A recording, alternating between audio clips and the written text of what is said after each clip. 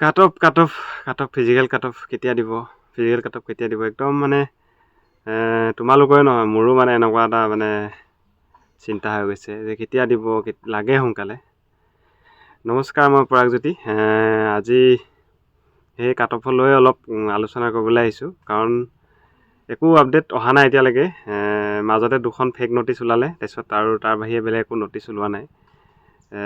কাট অফটো কেতিয়া দিব মানে ইম্পৰ্টেণ্ট, বহুত ইম্পৰ্টেণ্ট। আমাৰ যিখিনি ফিজিকেল পাছ কৰি আছে, কম নম্বৰে হওক বা সৰহকৈ নম্বৰে হওক, সেইখিনি ল'ৰা ছোৱালীৰ কাৰণে বহুত ইম্পৰ্টেণ্ট ফিজিকেল।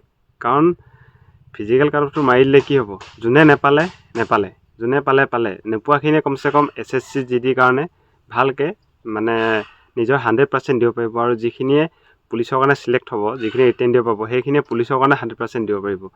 কাৰণ এতিয়া কি হৈছে, দুভৰে কিছুমান এনেকুৱা নম্বৰ আছে যে এইফালে SSCও পঢ়িব নোৱাৰে ভালকৈ, এইফালে পুলিচো পঢ়িব নোৱাৰে, নপঢ়িলেও নহয়, পঢ়িলেও আহিব নাই সেইটো সন্দেহ। সেইটো কাৰণে মানে বহুত প্ৰব্লেম হৈছে।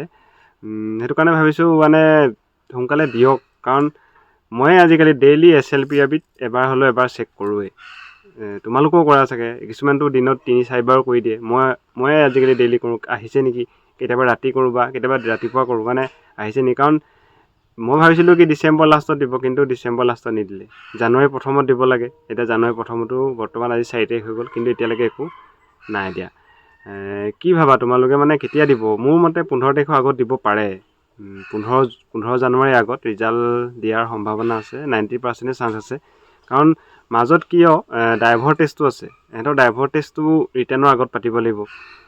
মইতো দিয়া নাই আজিলৈকে ড্ৰাইভৰ টেষ্ট, কিন্তু আগতে যিখিনি কেণ্ডিডেট দিছে সেইখিনিয়ে কৈছে যে ড্ৰাইভৰ টেষ্ট আগত হয়, ৰিটেনৰ আগত। সেইটো কাৰণে ড্ৰাইভৰ টেষ্টটো যদি আগত হয়, তেতিয়াতো 15 তাৰিখৰ আগত দিবই লাগিব। কাৰণ বাকী এডমিট বনাওঁতে আকৌ মাতোতে ড্ৰাইভিং টেষ্ট লগতেতো 15-20 দিন লাগিয়ে যাব। আকৌ এখন কাট অফ মাৰিব, আকৌ তোমালোকৰ ৰিটেনৰ কাৰণে নাম আহিব, এনেকুৱা মানে চিষ্টেম হৈছে বস্তু। সেইটো কাৰণে কাট অফটো সোনকালে মাৰি দিলে ভাল হয়।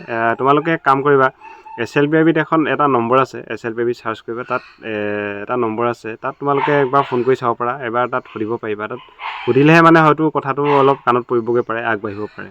ঠিক আছে, সেইটো তোমালোকে কৰি চাব পাৰা এবাৰ। কাৰণ বেলেগটোতো আমাৰ হাতত উপায় নাই, কাৰণ এতিয়া বৰ্তমান আমি আমাৰ CM ছাৰক লগেই পোৱা নাই ক'তো তেনেকৈ।